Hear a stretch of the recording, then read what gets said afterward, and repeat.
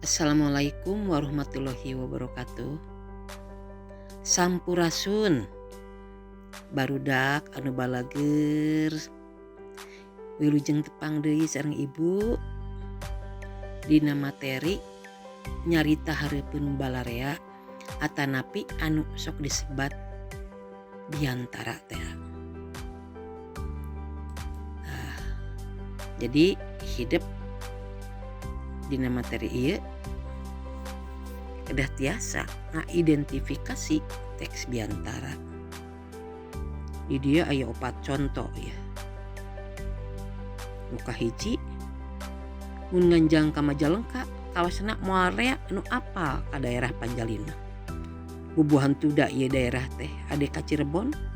Malah mun ulin oge urang Panjalin mah leuwih rea nganjang ka Cirebon batan ka Majalengka.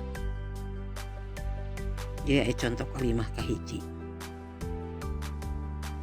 Kencleng kitu nyebutna. Tukung si aya nu apal saha bapa jeung indungna. Kitu deui kuring. Saprak lahir oge manehna mah geus cicing jeung nini-nini.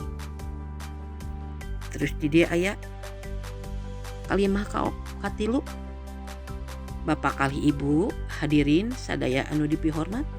Sim kuring ngadeg di ieu tempat minangka wawakil ti rerencangan kelas 3 hoyong cumarios ngandalkeun kareteg angeun. Teras ieu aya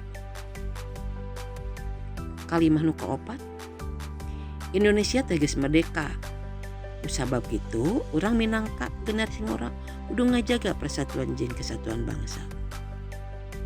Tah ieu di antara anu 4 kalimah ieu cing cek hidup nu mana ieu anu kalebet kana teks biantara. Mangga ku hidup di emutan. Salajengna urang jelaskeun naon anu disebut biantara teh. Biantara teh nyaeta nyarita di hareupeun balarea.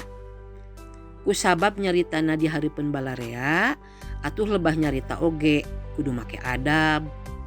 Aya tata titina kasasama. Tah tina teks di luhur nu ngandung adab jeung tata titi teh aya dina pilihan katilu. Lantaran dina eta teks kapanggih ungkara hadirin sadaya anu dipihormat. Nah, di handap ieu aya contoh teks biantara waktu Kongres Basa Sunda ke-7. Urang bacakeun sakediknya. Assalamualaikum warahmatullahi wabarakatuh. Puji sinareng syukur mangga urang panjatkeun urang sanggakeun kahadirat Gusti Nu Maha Suci.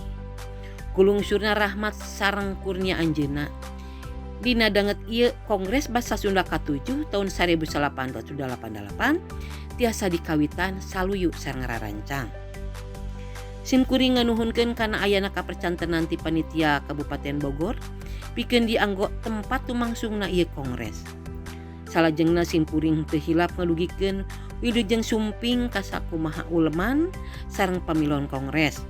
Pamugi wae dongkapna urang ka dieu teh tiasa ngakontal kasaluyuan pamendak katut pamadegan ngeunaan pasoalan anu patali sareng basa Sunda. Nggoning nyusun hiji strategi dasar ngeunaan rarancang mekarkeun basa Sunda pikeun mapak dongkapna abad ke-21. Lumangsungna ieu kongres teh mangrupi salah sawios tarekah pikeun ngalaksanakeun amanat anu kaunggel dina UUD 1845 bab 15 pasal 36 katut GBHN. Hadirin anu kusim kuring dipihormat. Saupami urang nitenan digunakeun basa Sunda dina campur gaul sadi dinten, utamina ku kaum rumajana sering ngalantarankeun urang ngaraos prihatin. Hal ieu teh rupina wae aya patalina sareng sikep katut kabiasaan urang Sunda. Basa Sunda tos henteu dijantenkeun basa panganteur di sakola. Kitu deui di lingkungan kulawarga urang Sunda oge. Tos seueur anu henteu ngagunakeun basa Sunda. Sajabi ti eta pangaruh dina basa sanes anu lebet kana basa Sunda tamih seueur.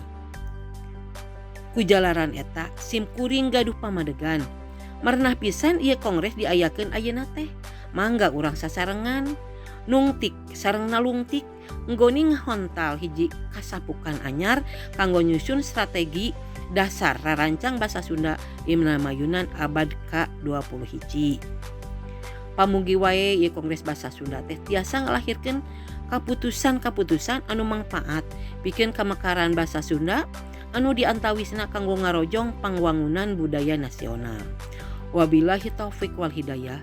Wassalamualaikum warahmatullahi wabarakatuh. Tah eta nu nembe diaoskeun ku ibu mangrupi hiji contoh biantara. Saparantos hidup ngupingkeun biantara nembe. Mun ditengetan teks biantara teh beunang dicirian ku sawatara hal. Nyaeta hiji basa anu digunakeunana basa lemes lain basa loma. 2 aya adab jeung tata titina. Jeung anu katilu aya struktur biantarana.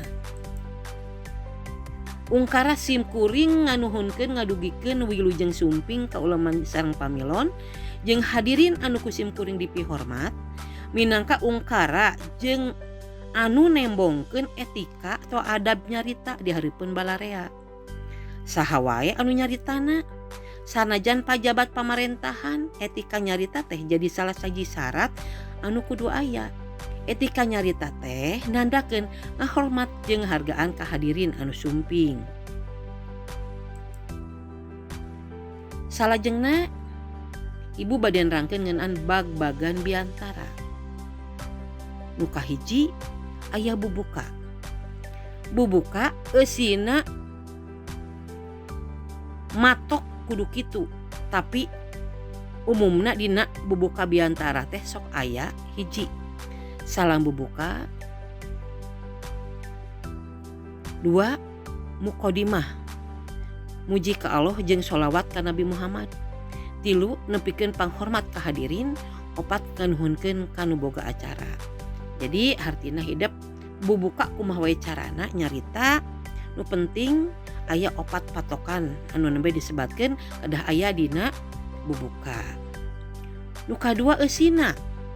Eusina nyata ngadadarkeun sanis kara maksud. Naon anu bade didugikeun? Contona biantara anu ditepikeun dina Kongres Basa Sunda tadi eusina teh hiji. Prihatin kana kaayaan basa Sunda jeung kaayaan panyaturna. 2 umajak bari mere bolongan sangkan basa Sunda teh dipiara. Nu katilu nyaeta aya panutup. Ya, nu panutup eusina nyaeta ngeunaan hiji sanduk-sanduk bisi salila cacarita aya kekecapan anu salah atawa teu merenah. Teras ngan haturkeun nuhun ka hadirin. Teras oge bisa oge ku ngadugikeun harapan-harapan saperti contoh biantara Kongres Basa Sunda tadi. Teras kumaha cara nyusun biantara? Samemeh tret nulis biantara alusna tangtukeun heula jejerna. Ari tangtukeun jejer teu kudu anu hese-hese, nu penting mah aktual. Cobi tingali di dia aya nangtukeun jejer atau tema. Teras sanggeus nangtukeun jejer jeun heula rangkai biantarana. Utamana rangkai eusi biantara. Ari bagian bubuka jeung panutup mah rangkaina kitu-kitu keneh geus cinek kitu. Sanggeus nyieun rangkai hidep pek ayeuna tuliskeun naon anu geus ditataharkeun palire deui eusi jeung basa anu digunakeunana. Taras eusi biantara teh kudu munel. Munel teh kumaha? Eusi biantara teh alusna mah mere informasi keur balarea. Bener, objektif jeung teu nyababkeun konflik. Salajengna basana oge sami kedah merenah. Basa dina biantara teh kudu merenah. Ari merenah diantarana kudu komunikatif. Leuwih alus deui dirembeyan ku mamanis basa. Aya ning sisindiran, babasan jeung paribasa atawa quote. Nyusun teks biantara teh bisa disebut babari, bisa disebut oge hese. Ngarah babari dina nyusun biantara anu perlu ditalingakeun ku hideep teh ukur bagian eusi. Pangna kitu teh lantaran bagian bubuka jeung panutup mah strukturna kitu-kitu keneh. Diratengetan deui ku hideep contoh bubuka jeung panutup dina dua biantara di luhur. Biantara bubuka kahiji. Assalamualaikum warahmatullahi wabarakatuh. Puji sinareng syukur mangga urang sanggakeun ka Gusti Nu Maha Suci kulungsurna rahmat sang kurnia anjeunna. Dina danget ieu Kongres Basa Sunda ka-7 tahun 1888 tiasa dikawitan saluyu sareng rarancang. Sim kuring nganuhunkeun kana ayana kapercantenan ti panitia Kabupaten Bogor pikeun dianggo tempat lumangsungna ieu kongres. Salajengna sim kuring henteu hilap ngadugikeun wilujeng sumping kasakumna uleman sareng pamilon kongres. Nah, ieu biantara bubuka nu kadua. Assalamualaikum warahmatullahi wabarakatuh. Sampurasun. Puji sinareng syukur salawasna mung kagungan Gusti Allah Nu Maha Welas oge Maha Asih. Kalayan rahmat sinareng inayahna. Alhamdulillah dina tahun 2011 ayeuna tiasa lumangsung Kongres Basa Sunda ka-8. Teu kendat sadaya syukur urang sanggakeun ka mantena anu parantos maparin mangpirang-pirang kanikmatan mangrupi kajembaran kabudayaan. Dina ieu kasempetan sim kuring ngaraos bingah tanpa padanan tiasa kempel ngariung silaturahmi sareng para wargi sadaya anu sami-sami kagungan kareueus tur kaheman kana kabudayaan Sunda. Anu pangutamana dina bubuka teh kudu aya salam bubuka, muji keur Gusti Nu Maha Kawasa, sholawat keur Nabi jeung salam hormat. Bubuka biantara hiji jeung kadua pola nepikeunana sarua. Mun teh mah aya tambahna ngeunaan kagiatan acarana dina dua biantara di luhur geus nyampak aya. Teu jauh beda jeung bagian panutup anu polana sarua geura tengetan deui ku hideep. Biantara panutup kahiji. Pamugi wae ieu Kongres Basa Sunda teh tiasa ngalahirkeun kaputusan-kaputusan anu mangpaat pikeun kamekaran basa Sunda nu diantawisna kanggo ngarojong pangwangunan budaya nasional. Wabillahi taufik wal hidayah. Wassalamualaikum warahmatullahi wabarakatuh. Eta nembe biantara panutup kahiji. Tayana urang diaoskeun biantara panutup kadua. Sim kuring ngawilujengkeun kanggo sadaya para wargi sadaya.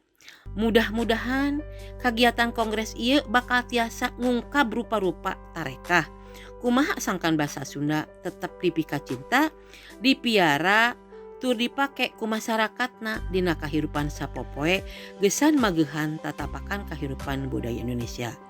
Wabillahi taufik wal hidayah. Wassalamualaikum warahmatullahi wabarakatuh. Eta nembe parantos hidup katingali janten hampir sami ya pola anak sami. Salajengna di dieu kumaha ari rangkai eusi biantara ngarah babari dina nyusun bagian eusi alusna hidup nyeun rangkaina heula. Carana hidup nyusun daftar pananya anu jawabanana minangka bagian tina eusi biantara. Upamana saperti kieu. Di dia contoh jejer Kongres Basa Sunda ka-8. Rangkai biantara bagian eusi hiji. Nah, urang teh kudu ngamumule budaya Sunda. Nu kadua, kumaha tarekah urang dina ngamumule budaya Sunda teh? 3. Dina widang naon wae anu kudu ngalarapkeun budaya Sunda teh? 4. Naon harapan kapayuna lamun urang ngamumule budaya Sunda teh? Tah eta jadi lamun geus hidup tos ngadamel pertanyaan ieu panalak ieu pek didamel rangkai kanggo eusi biantara. Ayeuna urang jelaskeun naon kumaha cara midangkeun biantara. ngidangkeun biantara ya. Carana nyaeta pikeun biantara urang bisa nyontok cara-cara batur. Utamana nyontok ka jalma-jalma anu salila ieu dianggap punjul nepikeun biantarana. Eta jalma teh sok disebat orator. Di urang teu rea orator teh. Anu kawentar diantarana bae Presiden Republik Indonesia anu munggaran nyaeta Insinyur Soekarno. Ieu dihandap aya cara atawa metode dina nepikeun biantara. Pek talingakeun ku hideep. Nu kahiji nyaeta cara ngapalkeun. Nu kadua nyaeta cara maca. Nu katilu nyaeta cara ekstemporan. Nu kaopat nyaeta cara impromptu. Jadi ekstemporan teh nyaeta anu gurat badagna wungkul ya. Jadi ditulis gurat badagna wungkul ya. Ari impromptu mah nyaeta dadakan langsung gitu. Metode biantara di orang tepikeun ngapalkeun nyaeta nepikeun biantara ku cara ngapalkeun heula teks biantara sagemblengna. Maca nepikeun biantara ku cara maca teks biantara. Kiwari metode maca biantara teh sering dilakonan. Teras ekstemporan nepikeun biantara ku cara nyieun catetan leutik anu penting-pentingna wungkul. Sedangkan ari impromptu mah nepikeun biantara sacara langsung ngadadak jeung teu ngagunakeun teks biantara. Tah rupina sakitu materi ngeunaan biantara. Hatur nuhun kana perhatosanana. Mugi hideep sadayana tiasa nyangkem eusi materi anu ku ibu nembe didugikeun. Sareng hideep tiasa ngalaksanakeun meraktekeun kumaha ti mimiti ngadamel biantara dugikeun ka tiasa cara nepikeun biantara. Rupina sakitu ti ibu. Hatur nuhun kana perhatosanana. Wabillahi taufik wal hidayah. Wassalamualaikum warahmatullahi wabarakatuh.